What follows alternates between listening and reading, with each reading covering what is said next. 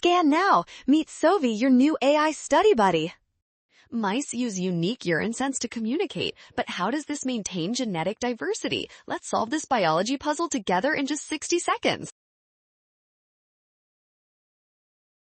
First, we must identify the function of MHC proteins found in mouse urine. These molecules create a unique scent profile that allows individual mice to recognize each other's specific genetic identities.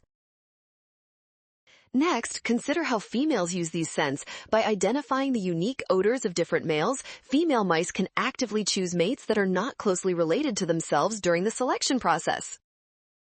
This behavior promotes outbreeding within the population. Avoiding inbreeding directly increases genetic variation, which makes option A the only logical choice for maintaining high diversity. Well done! Scan the code. You can learn better with Sovi. Avoid the rush and trust the given data to find the answer.